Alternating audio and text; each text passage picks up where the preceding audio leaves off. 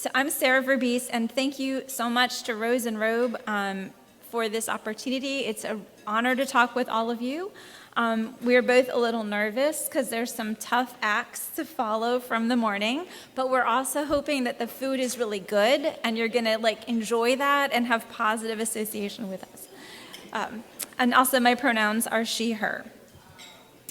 So we thought since y'all are eating that, and stories are really important, that maybe y'all could take a second and think about a personal experience that you've had with postpartum. It could be your own, or somebody you love, or someone you've cared for. And just take a minute and think about what was something that someone did for you or for that person that was wonderful and helpful.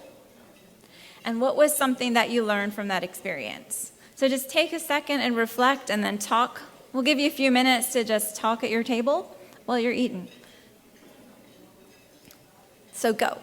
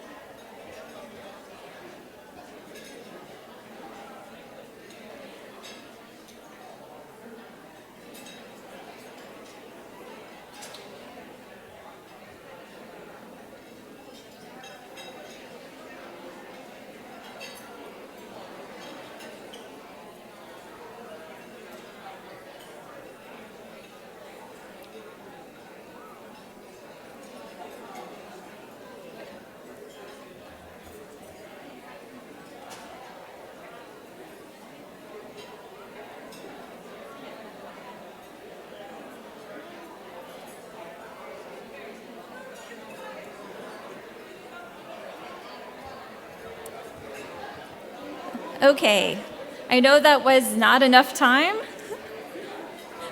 but we can tell you started thinking about this. So since stories matter, I will answer the question that we posed to you for me. So this is a picture of me. And since we are at a breastfeeding conference, I will tell you that the subtitle is Everybody Wants Booby.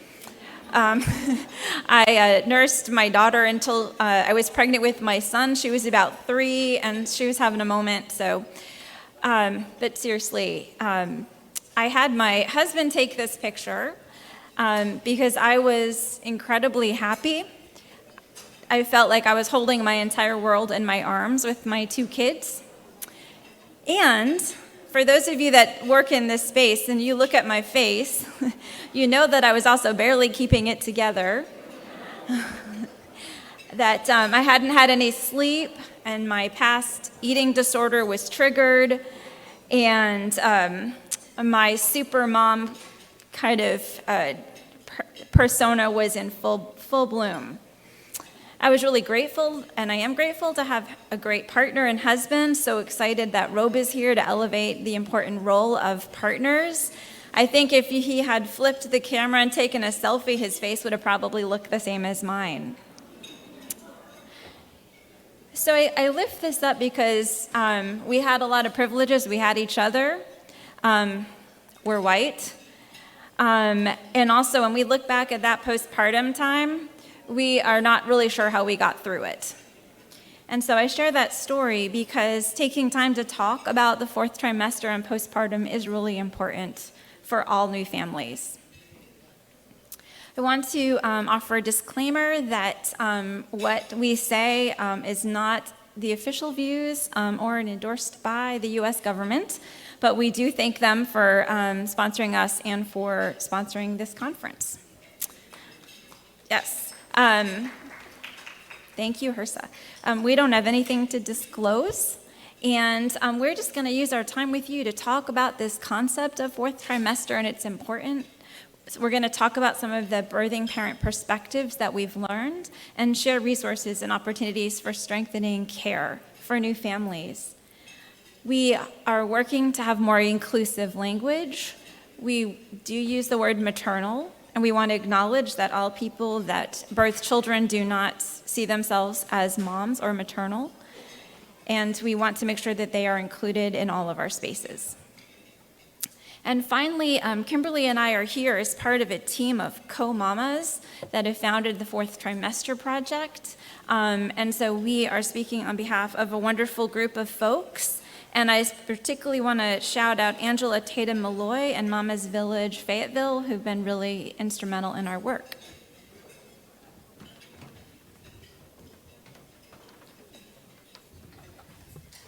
Good morning, and was it morning? I don't know what time it is.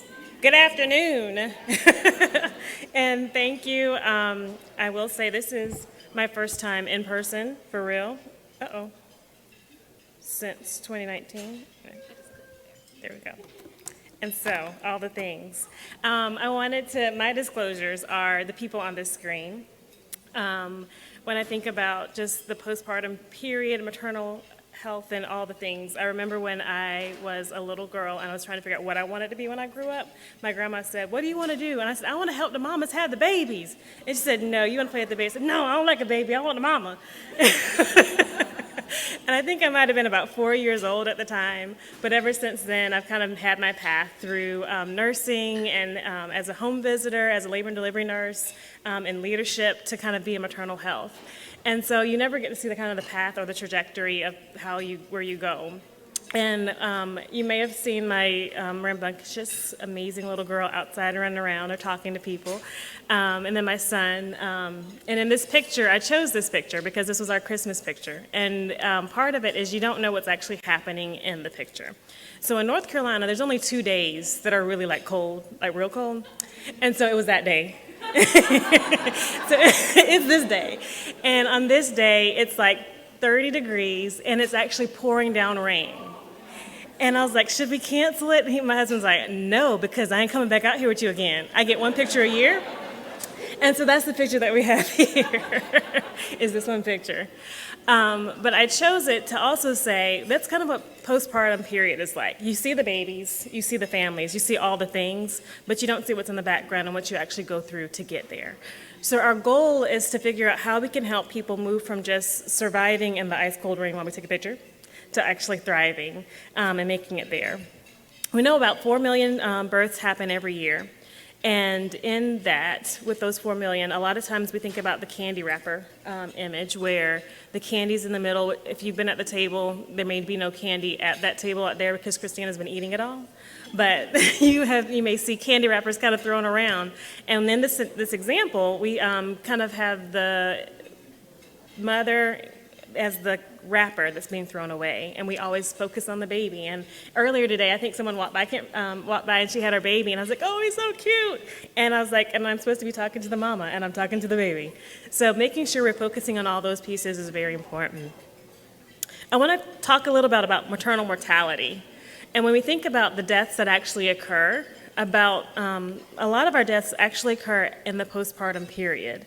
And I recently had the opportunity to do an interview with Jania Mintnell-Williams. We were focusing on one of our projects we recently had, and they asked if we had actually seen Aftershock.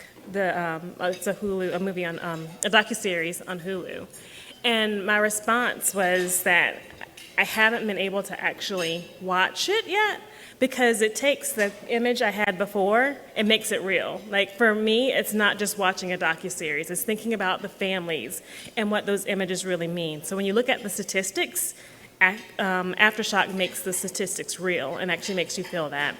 So making sure that we don't just think about the numbers, but what the impact that it has and all the lives that are impacted and even the people that you care for and support. How do we improve and make better outcomes? Some of the causes of maternal mortality, this image has like cardiovascular as our top one and hemorrhage, and they're preventable. And making sure that we're looking at what we can do to make a difference. Earlier today, Dr. McLemore brought in how we had our village earlier, like we had the granny midwives that were there to kind of help us. And I wanted to take a few minutes and just kind of get back to like, how did we actually get here? So these slides are actually just giving a quick overview of the history and thinking about like when we actually had the introduction of anesthesia into our areas and thinking about when the first C-section was performed. And then we have the Flexner report that actually helped to close down a lot of our HBCUs and our medical programs that we had. But then in the end, when we look at all those things, we start to transition into hospital births and are actually not seeing a decrease in mortality. We actually start to see an increase in mortality. So when we start to take apart what we actually had, that community, that connection, we start to see things that happen and making the transition. So how do we kind of rechange these to bring it back together? Then we think about maternal morbidity.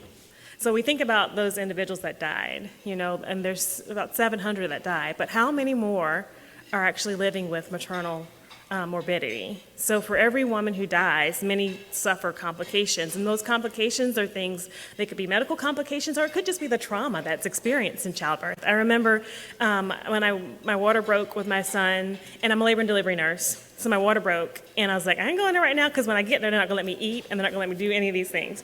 So I called my brother who lives in Oklahoma, and I was in Raleigh, North Carolina. I said, my water broke. He said, well, why are you calling me? I said, I don't know. I don't know. I thought it would be a good thing. I know my husband's laying right beside me, but I thought to call you first. But after I delivered, I think I was in labor for 48 hours, and I was pitted for 48 hours. I couldn't have any pain medication for 48 hours. And I remember going home and going to sleep and thinking of I fall asleep and I was like, oh my gosh, I jump up again, like I was in labor again. And that's part of the trauma. Like, how do we actually walk through and talk about those things? Pain isn't assessed as often or treated for others. And when we think about pain assessments, a lot of times we think about the Superwoman schema, because I can do all things. I know nobody else does that, but I do. I can work 15 jobs and raise 3 kids and take the stuff to the PTA, be the PTA president. I am the PTA president currently, and my husband's like, why'd you do that? Like, you don't have anything else to do? Okay. But when you think about pain assessments, how does that actually impact? We actually have research that shows that we're not assessing everyone the same way. So we have the impact of postpartum in the United States. So about 2 times the number of women who lose their lives giving birth. That's actually doubled in the past 25 years. And about 1.6 million new mothers don't receive postpartum visits. And a lot of times people are asking the question of how do we get them to the postpartum visit instead of the question of why aren't they going? Is it a transportation issue? Do they have trauma? Has something actually happened? So how do we make this area better?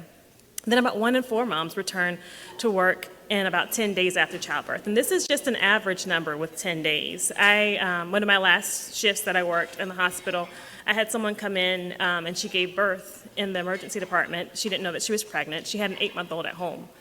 And I think it was like a 27-weeker. And she came upstairs to the unit and she said, I need to be discharged by 5 p.m. today. I was like, I don't think I can do that. And she's like, well, I can't miss any more days because I'm out. And her child that she had special needs. And she said, I'm going to lose my job if I can't. And so they ended up working things out. She didn't leave that day. But just thinking about reasons why people go back to work and how we can help support our community. About 85% of mothers who experience symptoms of postpartum depression did not get help. And when we think about the symptoms of postpartum depression and why people don't get help, it could be anywhere from access to care or access to service or fear. So I've had engagement with individuals that have had history of substance use disorder as a home visitor, and they think about, well, if I'm depressed, is that going to be a reason that they're going to take my child away? So do I really actually make that statement? Or they could just know the answers. Like, I took the questions. I knew the Edinburgh answers. Like, well, I need to go home today, so I'm going to say this, this, and this, and so there we go. But I had members in my community that knew me to be able to help me and say that. And as it relates to our earlier statistics with maternal mortality, our maternal mental health actually has a very similar correlation when the actual attempts of maternal suicide occurs. And you can see that in this image of how our risk factors are actually connected and correlated. One area of individuals that you all come in contact with very frequently are our NICU families. And a lot of our NICU families have support from lactation. But if you think about them as the whole, about 2 times of them are more likely to have had a C-section. And there is an increased risk of having a postpartum hemorrhage or blood transfusion. About 3 times are more likely to be classified as having severe maternal morbidity. And they're more likely to have had either gestational diabetes, chronic hypertension, severe preeclampsia, or HELP syndrome or bipolar disorder. And when we think about that, they have a baby in the NICU, they're also more likely to say, I just want to get out of the hospital so I can be there with my baby. And so the research that we did, we realized that there's people that they're more likely to be sick, but they don't want to stay, especially if they came from a small community hospital and they've been transferred to a higher level facility, they're not with their community. And how do we make sure that they have that support that they need? My parents are military parents. My mom, we lived in Germany when my youngest brother was born. And I remember the day that she went into labor because I chose my outfit and because my dad was there, and so I got to wear whatever I wanted to. And I know that, I don't remember what the dress looked like, but she said, you can't wear that dress anymore. And when she left, I got the dress back out. And I got to school, and it must have been a winter dress, because when I got there, I was hot and itchy. And I just remember my hair like being off to the side. And so somebody else picked me up from school, and they took me home, and they did my hair, and they changed my clothes. And my mom was in the hospital for a few days. And in Germany, they were actually separated. So my brother went to one hospital, and she went to another. But what I remember about that moment is that there was community there. It was a military community. There was military support to help that transition in the postpartum period to make sure that all the needs that we had were met. So you guys are the family and the connectors in the community, and especially when we look at the postpartum period, how do we make this better, and how do we help prepare people to be ready for the postpartum period? Oh, wait, no, we're not done. We're just like keeping you on your feet with different voices. And okay, so preparing for postpartum, knowledge is power. So a lot of times we think about these different separate spheres of the postpartum experience. So we might be thinking about contraception separately from medications that someone has taken, separately from screening on depression. However, in reality, and you all know this, all of these different areas are all connected. And so if you are working on breast and chest feeding and someone is taking a medication or has a contraceptive method that could make that difficult, you need to have that as part of your equation. If someone is in pain, she may not be sleeping very well, and that can impact her mood. And so it's really important that as we're looking and caring for new families, that we keep all of these different factors in mind and think about all the different ways that they intersect with each other. So I'd like to share a quick study from someone who's a favorite of the fourth trimester projects, Dr. Howell. And she talks about how we can help people think and plan ahead to be postpartum. And she suggests that 15 minutes of anticipatory guidance on these things that might happen, that could be an outcome of birth, so just 15 minutes of talking to someone while they are pregnant, the result can be a significant reduction in depression symptoms through 6 months postpartum. And when you think about the link to mental health and mortality and morbidity, this is really important. And what will be of interest to this crowd is that anticipatory guidance helped increase breastfeeding duration. So that is a really good investment. And it is really needed. So if you go back to the first slide, when my daughter was born, I was a newly minted Master's of Public Health in maternal and child health. And I had no idea what to expect from my postpartum body. In fact, I was just really mad for the first 48 hours. Did not expect that things would still hurt. I thought I would be done. I put my clothes back on, go home, be fine. I didn't expect all the pain, the bleeding, the exhaustion, the neck ache, the backache.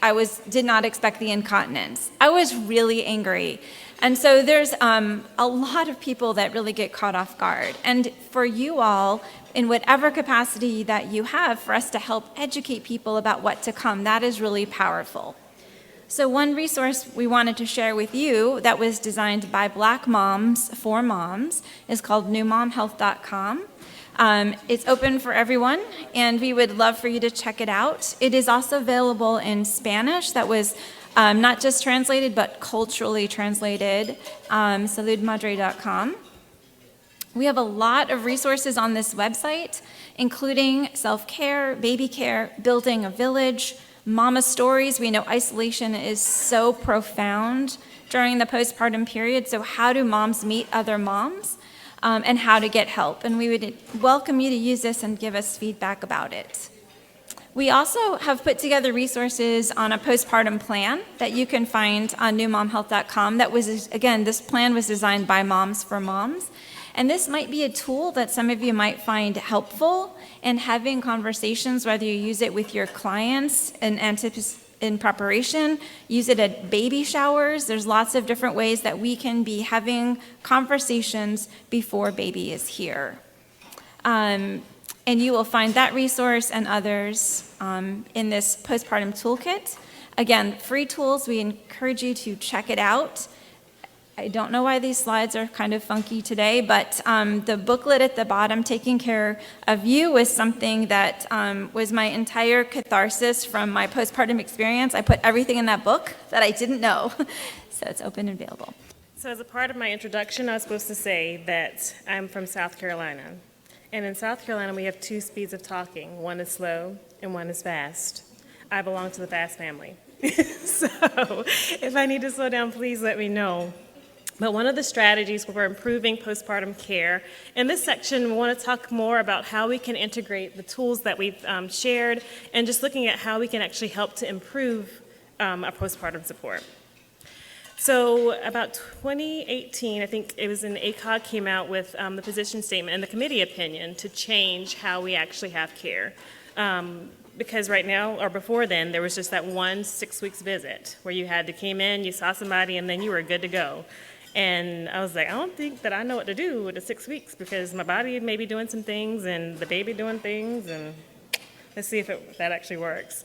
But what they actually came up with is that there needs to be more checkpoints. So if you have like hypertension or blood pressure checks, it should happen before the 6 week point. And then there's having that checkpoint in with its mental health or having a holistic approach of what that actually looks like. So we want to talk about how do we actually make that transition to having, instead of segmented care that's all connected and together. And in this image, it kind of brings everyone together: mental health providers, lactation consultants, family planning, pediatrics, and obstetric providers. When you look at this, is there anybody that's not here or that's missing that you might want to make sure is included in this? The dad, making sure that dads and partners are present. The doulas, and I think I heard social services, and community health workers. I think when we think about this, making sure that we don't just we need all the models to come together. Everyone needs to be present. The community needs to be present, and thinking about how you work together to really build a village to support and empower. And right now I'm taking a plug in the Build Your Village campaign. It was Toni Morrison that said, I don't think one parent can raise a child. I don't think two parents can raise a child. You'll need a whole village. And I'd like to say I don't think that one parent or family member can raise a mom or a birthing person. I think it takes a whole village to help someone take this transition. And so with the Build Your Village campaign, with Rose, you'll be seeing more images and you can find more information either at the desk, and you'll see more things from social media about the Build Your Village campaign.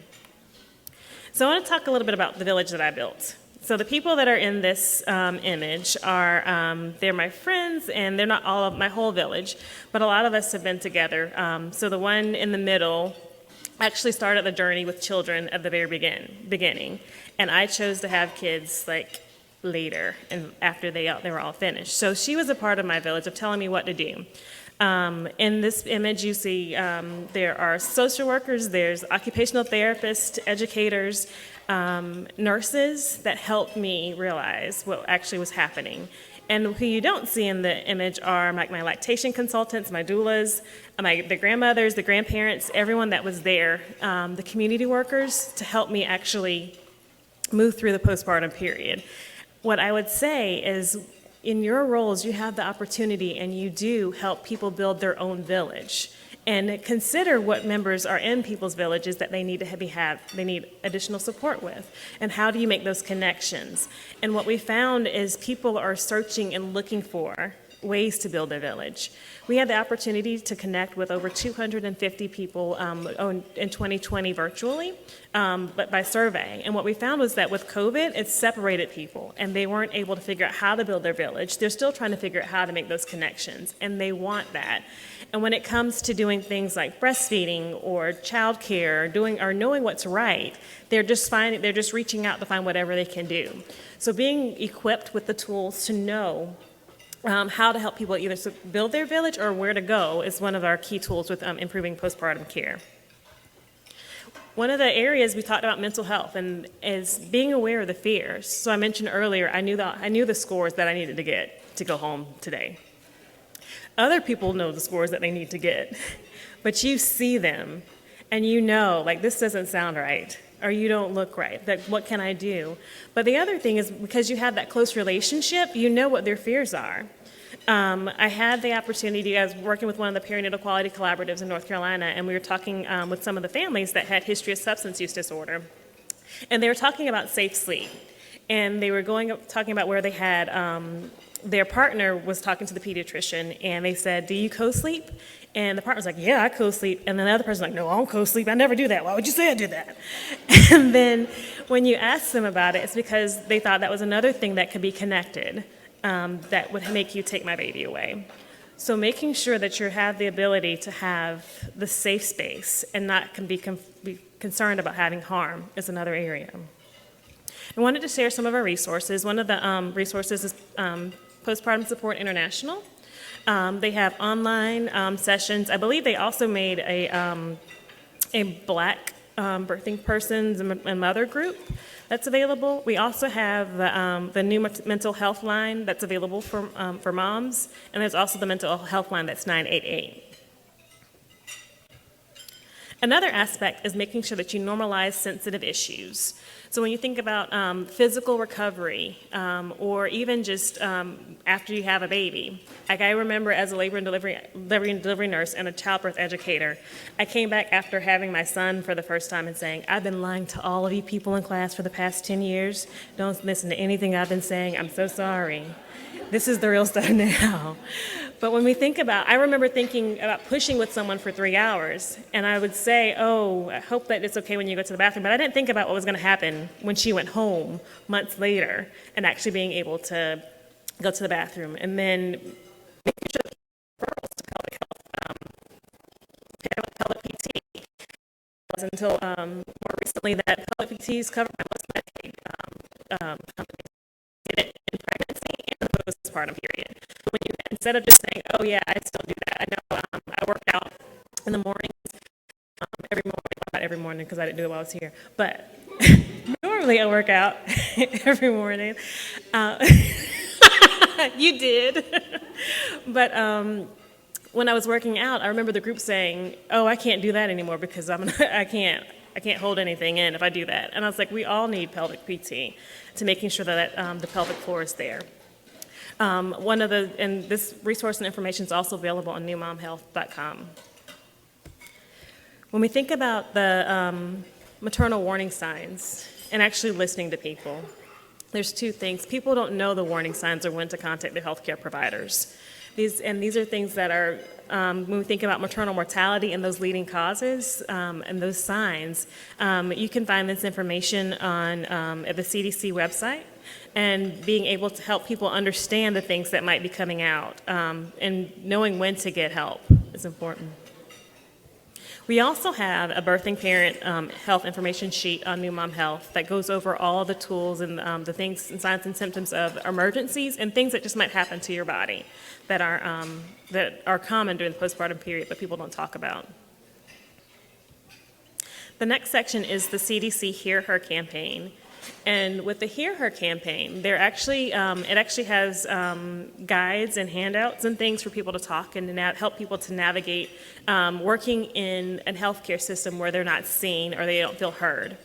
And so this is one thing that you can help to give people kind of a guideline or a way to have conversations with healthcare clinicians. It's very different when you have someone that's with you that can help you walk through the healthcare setting and being able to talk the same language. One of my best friend, actually, when she went into labor with her son, we were actually in the same state, and I worked at the hospital that she worked in, but I was playing the role of the friend that doesn't know how not to be a nurse. And so I called and said, "You've got Miss Such and Such coming in. She's laboring. She's a G2, P1. Her water is not broke. She's intact. She's contracting every 2 to 3 minutes. She's okay." And they're like, "Are you a nurse?" "No, I'm not a nurse. I'm just calling for my friend." And she wants her epidural when she gets there. And so when she got there, everything was set up. But how do you give the people that you serve the same ability to advocate for yourself and to hear? Because that's what we really need, to be able to advocate. And if I don't want something, I don't have to have it. But how do I work together? We also wanted to uplift the Believe Her app. It's an app that has from Dr. Shalon's NAP, and it's a peer-supported program that's proven to improve physical and mental health, and it's a community. It's a community of individuals kind of going together. That's one app that you can use. The last thing I want to talk about was when we think about transparency in our healthcare system. A lot of people, we've now begun screening for social determinants of health, and people are asking, but why is this happening? I had a peer educator course last week, and in the course they said, well, I have a friend that's pregnant. She just came in, but they're asking me all these questions about where do I live, and do I have food, and do I have a car, and all these things. Do you think they're trying to take my child away from me? And making sure we're being clear about either why we're taking this data or if we actually need this information. A lot of times places are saying we need to screen for social determinants of health, but we're not actually saying what we're doing with it, or we don't have the resources to make the connection. So the way that we can partner together is, if we're going to ask the question, make sure you have the connections or the resources to send and refer when you do that.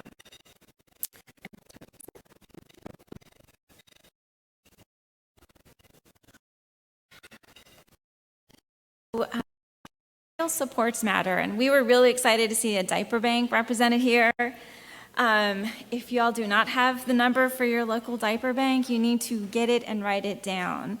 And so this is something that is just not talked about as much as we need to be talking about, which is diaper insecurity. So we know that new families also need material supports. This matters. Dr. McLemore talked about it this morning. This is why people go to crisis centers as well. And there's very strong evidence, if we just only look at people that don't have enough diapers, the impact that that has on their emotional well-being, their child's health, and their own opportunities. Which leads me into talking about policy. So I'd also like to put on my Moms Rising hat. Tina Sherman is here with Moms Rising. And there's a lot of work that we need to do together to create policy supports to really wrap support around new families. Going back to the story, when I had my daughter, I was working for a maternal and child health related organization. I did not have any kind of paid leave. And also my insurance declined at the last minute to cover my birth center birth. So we had no money, we were financially in a really, really bad place, and all of a sudden we had a $2,000 bill for that kid's birth that we were not expecting. And that is not helpful for any new family. So it's really important that we are advocating for paid family leave and paid sick leave just talking about paid family leave. There's amazing research that shows when paid family leave is available, that we see reduced depression, we see increased breastfeeding, and we see reduced interpersonal violence in a family. So this is really important. We also need to think about prenatal and postpartum workplace accommodations. So some of us have been working for a minute on the Pregnant Worker Fairness Act. We still have some work to do on that. Maybe they will sign that. Maybe, fingers crossed. So we really need to be advocating for people that if they have to go back to work, that they are able to pump and they're able to feed their baby, do what they need to do. I loved the session I went to on pumping is breastfeeding, and so making sure that people have quality pumps are really important, and that they have support for how to work them is really important. Subsidized childcare is really important. We have found when we have been working on that postpartum preparation plan, so many people get stuck on what are you going to do with your baby when you go back to work. And so it's really important that we have that conversation. We also need to make sure that services are coming to families instead of them having to work so darn hard to get what they need, right? So we need to make it a one-stop shop for them and get it to them and just assume need instead of screen for need. We also need respite care for high-risk families. So this is a study, if anyone wants to join me and figure out how we can fund it. But I think that if we could pay for someone to get 5 to 6 hours of respite care a night, so we're seeing 5 to 6 hours of sleep, someone from the community, grandma, I don't know, the neighbor, someone's watching that baby, I think we would see better outcomes. I really do. We do not talk about sleep deprivation, okay? It's torture. It's terrible. It's hell, right? And when you have people that are already emotionally vulnerable, are trying to stay substance-free, and they are not sleeping, we need to support that. So I think there's lots of other interventions out there that would make a difference. We also need to pay attention to pregnant and postpartum people in the carceral system. First of all, they shouldn't be in the system in the first place. Secondly, we need to wrap support around that mother-baby dyad like no one's ever seen. And we cannot forget that important group of folks. And then, of course, we need reimbursement for folks, postpartum doulas, home visitors. We need that support reimbursed all the way through that first birthday, right? So we've got some work to do. But this matters because families need you, and we all need support to help families. So a couple of key takeaways. It looks like you all have food now.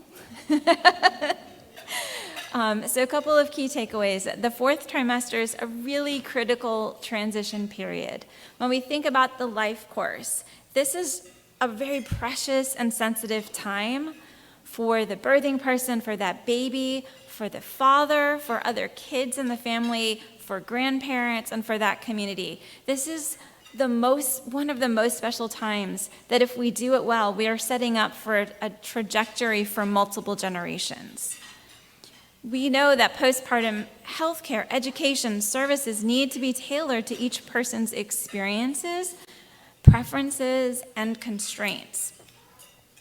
We know that we need to be really uplifting and building self-efficacy. There's a lot of worry for new parents. Am I doing this right? Is this the way I'm supposed to be? And I think you all have a great opportunity to uplift and build on what they're doing well. Communication needs to be compassionate.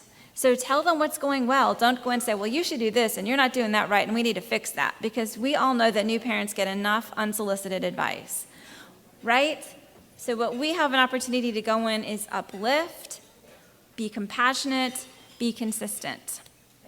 We also haven't even unpacked biases and inequities in this conversation.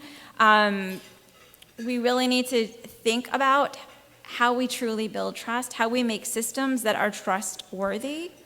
What is quality care? How do we set expectations for healthcare provision during this time? And we need to focus our strategies not just on the individual and the clinic, but we need to look to the community and look at policy levers and supports. So wanted to do just a final shout out to the Maternal Health Learning and Innovation Center. We do have an exhibit table and we have lots of resources here. We are really proud that Reaching Our Sisters Everywhere is one of our key partners in this work, and we are incredibly grateful to them. And I'm going to close with our last slide.